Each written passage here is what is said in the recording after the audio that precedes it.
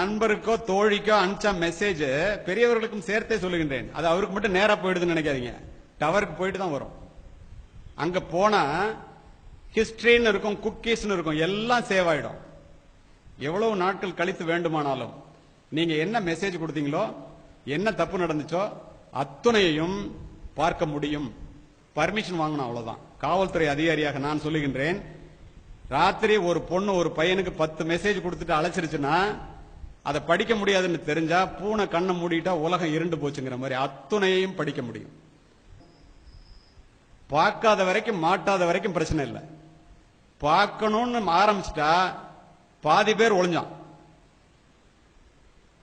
அப்போ எவ்வளவு ஒரு dangerous game we are playing. இந்த சூழ்நிலையில பிள்ளைகள் என்னெல்லாம் செய்யக்கூடாது? முதல்ல உங்க செல்போன் நம்பரை பேஸ்புக்ல பதிவு பண்ணக்கூடாது. உங்க பாஸ்வேர்டை அதுல பதிவு பண்ணக்கூடாது. உங்க போட்டோவை அதுல போடக்கூடாது.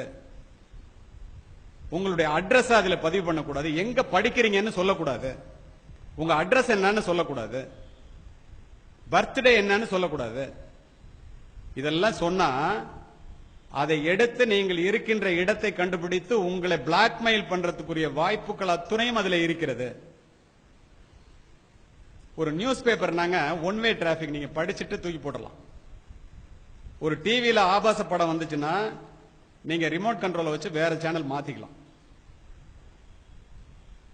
ஒரு ஆபாச சினிமான்னா அதுக்கு ஏ சர்டிபிகேட் உண்டு. ஒரு ஆபாச புத்தகம்னா காவல்துறைக்கு பயந்துகிட்டு விற்பான்.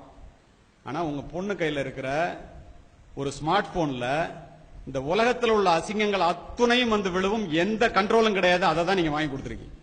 வாங்கி கொடுத்துட்டு பிள்ளைங்க எல்லாம் ஒழுங்கா இருக்கணும்னு சொல்றீங்க.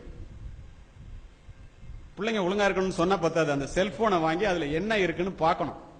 எப்படி பார்க்க முடியும்? நீங்க தெரிஞ்சாதான் பார்க்க முடியும். அதுக்காவது கத்துக்குங்க. பேசிக்கா என்னன்னு தெரிஞ்சுக்குங்க.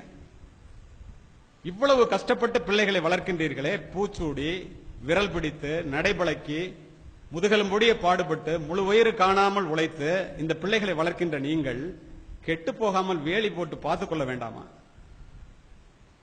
இல்லைன்னா 2000 ரூபாய்க்கு ஒரு செல்போன் இருக்கு, அதை வாங்கி கொடுங்க. பேசுறதுக்கு மட்டும்தான் முடியும். பாருங்க, ஏன் ஸ்மார்ட் போன் ஏன் வாங்கி கொடுக்குறீங்க? பஞ்சையும் நெருப்பையும் பக்கத்தில் வச்சுட்டு பத்திக்காம எவ்வளவு நாள் பார்க்க முடியும் நீங்க? சரி, இப்போ இந்த மாதிரி அந்த செல்போன்ல இதெல்லாம் பதிவு பண்ணக்கூடாது. ஒரு ஃப்ரீ ஆப்ஸ் வருது அப்படின்னு சொன்னா அதை டவுன்லோட் பண்ணாதீங்க. பிள்ளைங்களுக்கே சொல்றேன். ஃப்ரீ ரீசார்ஜ் அப்படின்னா அதை டவுன்லோட் பண்ணாதீங்க. ஃப்ரீ கேம் அப்படின்னா டவுன்லோட் பண்ணாதீங்க. ஏன் தெரியுமா? அதுல ஏற்கனவே ஒரு சாப்ட்வேரை உள்ள திணிச்சு வச்சிருக்கான்.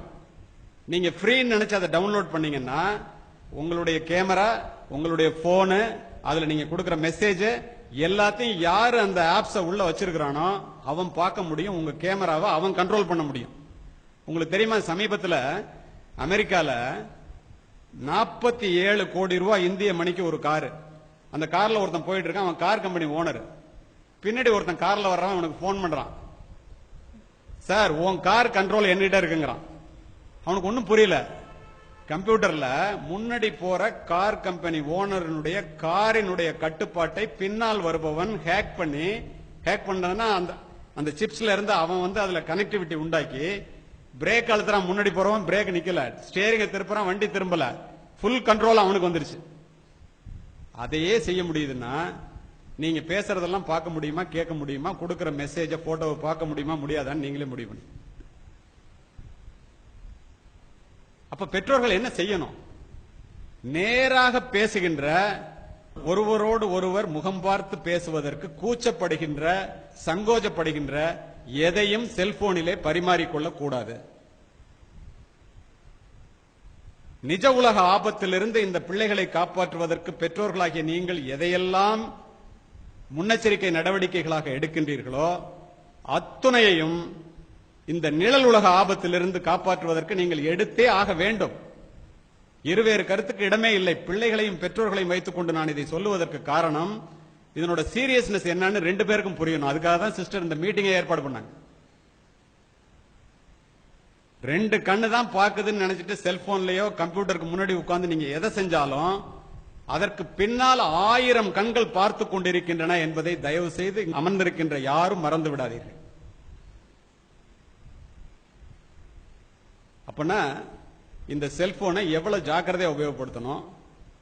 எப்ப பார்த்தாலும் செல்போனை ஒரு பொண்ணு நோண்டிக்கிட்டே இருந்துச்சுன்னா, அல்லது ராத்திரி 9 மணிக்கு மேல செல்போனை எடுத்துட்டு எட்டி போச்சுன்னா புள்ள கெட்டு போகுதுன்னு அர்த்தம். மிஸ்டு காலிலே வாழ்க்கையை இழந்த பல மாணவிகளை காவல்துறை அதிகாரியாக நான் அறிவேன். அதனாலதான் இவ்வளவு ஓப்பனா பேசுறேன். இதை புரிந்து கொள்ள வேண்டியது பெற்றோர்களே, சொல்லிக் கொடுக்க வேண்டியது ஆசிரியர்களே.